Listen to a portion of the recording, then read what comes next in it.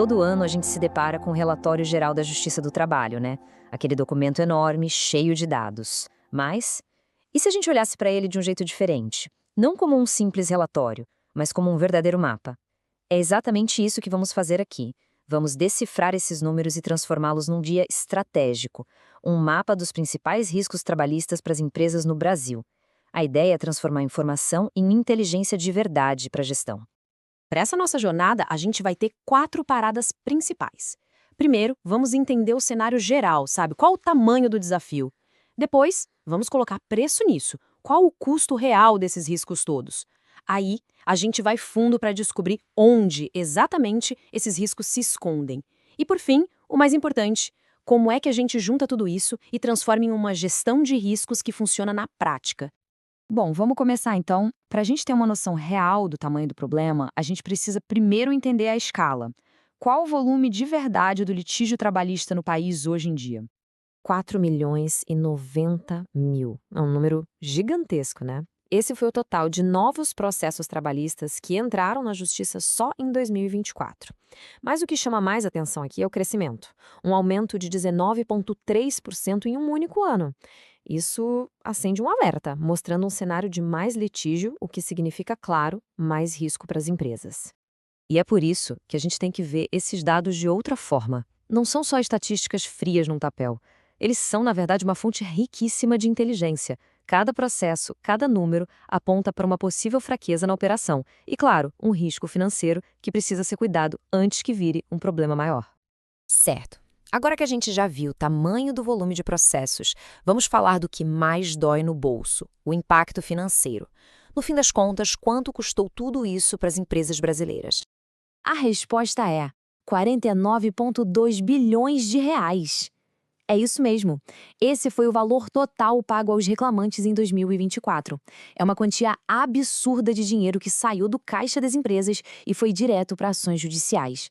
Isso mostra de forma bem clara o impacto direto da litigiosidade no país. E esse gráfico aqui mostra como esse dinheiro se move. Olha só, mais de 86% saem de acordos ou de execuções judiciais, ou seja, são situações que já viraram um processo, que já geraram um custo. Agora, o mais interessante é olhar para aquela fatia pequena, de menos de 14%, de pagamento espontâneo. O que isso quer dizer?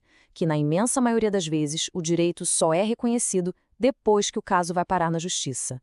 É um modelo totalmente reativo e muito, muito caro.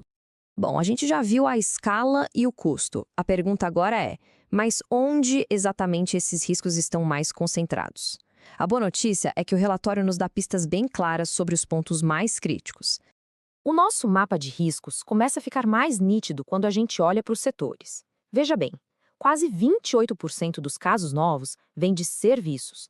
Logo depois, a indústria, com mais de 20%, e o comércio, com 13%.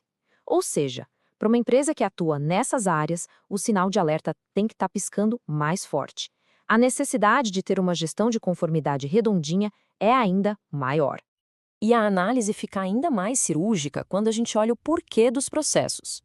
Essa lista aqui, com os 5 temas que mais aparecem, é praticamente um checklist de vulnerabilidades para qualquer gestor.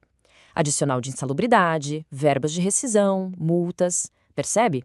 É o básico da relação de trabalho. Olhando para isso, a gente já consegue pensar onde é que a operação pode estar mais exposta. E essa frase, que vem do próprio relatório, mata a charada. O ponto central é esse aqui. A grande maioria dos processos não nasce de discussões jurídicas super complexas. Nasce de falha no básico, no cumprimento de direitos fundamentais. A mensagem para quem faz gestão de risco não podia ser mais clara. O básico precisa ser feito de forma impecável. Certo? Até aqui a gente mapeou o cenário, calculou o custo e achou os pontos mais quentes.